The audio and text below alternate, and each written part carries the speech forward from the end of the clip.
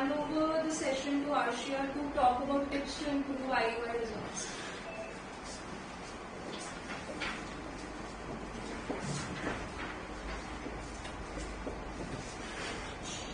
Good afternoon, everyone. I, Arshia, will quickly take you through the tips which will help you improve the IUI results. The first and foremost, we'll talk about the SOP, which is a must in a lab. SOP is a detailed and a written set of instructions which will help us achieve uniformity in results. A SOP is based on a design which comes through your knowledge and experience, which is followed by evaluation of results. And the protocols are then standardized in order to reduce the inter-lab variance. All the new joinees are made to comply to the above set protocol, and all these set instructions are reviewed and updated with time to get better results. Next, we come to sample collection. For this, we provide with a separate and private room to the patients to give them the comfort to take the sample. There are a certain set of patients who might have problems while collecting the sample due to stress, religious reasons, or other personal issues. So in order to assist them, we provide them with a non-spermicidal condom. We also have artificial stimulators for patients who face erectile dysfunction. From here on, I will take up few scenarios and the management of different kind of samples which come to an IUI lab. So the first question is, when a patient walks into your clinic with a sperm count of 8 million, motility of 55%, and abstinence of 5 days. The semen volume is 3 ml, and the couple wants to proceed with an IUI procedure. How will you manage such a sample? So in this scenario, we can see that the count of the patient is a little compromised. So when such a patient comes to your lab, you should always advise the patient to come at 0-day abstinence, which will give you the volume might be reduced, but the sperm count and the motility will be improved in such a case. Also, the recommended days of abstinence are 2 to 5 days according to the WHO manual. The above slide shows us the sperm count with 10 days of abstinence, which shows us a lot of seminal fluid and lesser motile sperms, whereas when we see a sample with day 1 abstinence, we see more motile sperms and more viability. Question 2. If a patient walks into your clinic with a count of 45 million per ml and abstinence of 4 days, but the sample is hyperviscous, how will you treat such a sample? So the viscosity of a semen sample can be estimated by gentle aspiration of the semen into a disposable plastic pipette and subsequently dropping it by gravity. A normal semen sample, when it falls to the pipette, it will fall in a drop-wise fashion. But when the sample is viscous or abnormal, the drop will form a thread of 2 centimeters long. And it becomes very important that to break the viscosity before preparing the sample for insemination, because it leads to a negative impact on the sperm motility and the count, which might lead to a poor outcome, in such a case an IUI failure. So there are 3 ways by which we can break the viscosity. First come incubation. So according to the protocol, we always put the sample for 30 minutes of incubation. But in such a scenario, when it refuses to break the viscosity, we'll give it 15 minutes extra time. Even if then it fails to break the viscosity, we do manual pipetting. We will aspirate the sample through a pipette and we'll pipette it up and down in order to break the viscosity.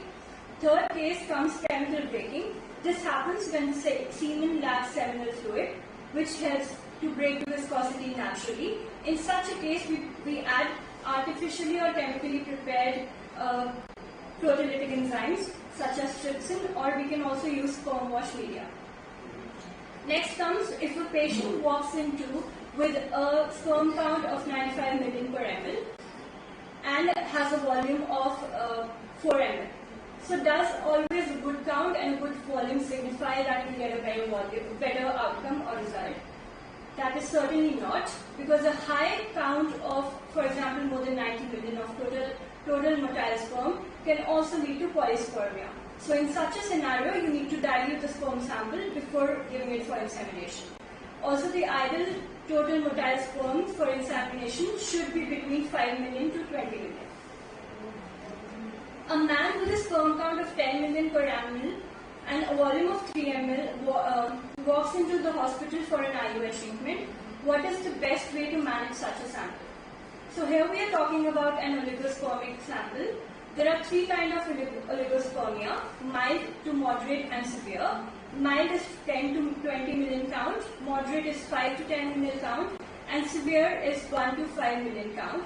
We do not cater the category of severe oligospermia for IUI treatment, whereas when we are tackling with mild oligospermia and moderate oligospermia, the best way to get the maximum yield out of this sample would be to create 2 or multiple number of tubes when you are performing a density gradient on such a sample.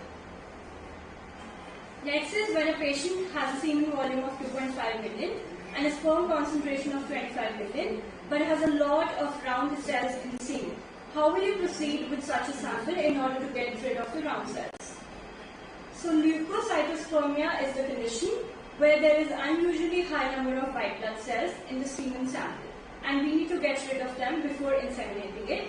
For such a sample, we perform density gradient procedure, we have 2 different densities, 90% and 45%. Then comes a patient which has a semen volume of 3.5 ml with a sperm concentration of 35 million per ml. But on semen analysis, we observe it has agglutination grade C. And how to manage the above sample? So agglutination is a condition where the sperms are clumped together head to head or either tail to tail. When the sperm agglutinate, they cannot swim properly and cannot fertilize the egg. So in such a scenario, we can also prepare different densities. We prepared 90 and 45 for the previous sample.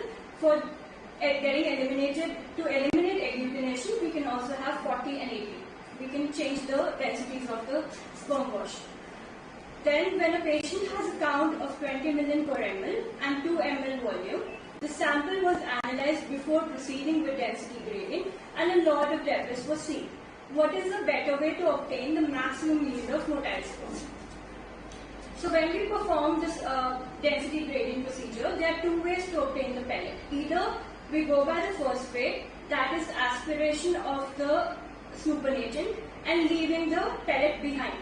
The second one is you go down by bubbling method directly to the pellet and pick the pellet from the bottom. So in the first case, there are chances that you might lose the motile sperms because by the time you're aspirating the supernatant, the motile sperms will swim up. So there are chances you'll lose your motile sperms. So going down directly by bubbling method will be a more preferred way in order to reduce the sperm loss. A patient comes to you for an IUI preparation but wants to inseminate at home or wants to transfer the prepared sample to some other clinic. What are the precautions that should be taken? So with this comes the role of temperature. The prepared semen sample should be kept at body temperature or close to your body. It should be inseminated sooner the possible. Also, maintaining a temperature of 37 degrees Celsius throughout is very important because temperature is very much important for breaking the viscosity and it also plays a role in sperm capacitation. Then comes timed insemination. So there should always be a good coordination between the gynecologist and the enterologist. So the trigger is usually given 36 hours prior to the procedure that's going to happen. So we should suggest or instruct the patient to come 2 hours prior to the time of the procedure because half an hour will be taken for the sample collection and 1.5 hours will be utilized for the processing of the sample. And the sample should be inseminated after preparation as soon as possible.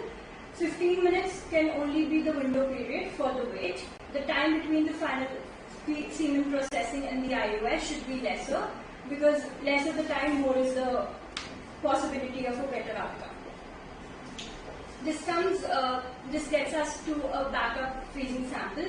So in case the patient is under stress and he's not able to produce the sample on the day of the procedure, or there is a scenario where the sperm count is very poor, a backup freezing of the patient will help us save the situation that day. If we have a backup freezing for the patient, that can be thawed and utilized for an IUI sample.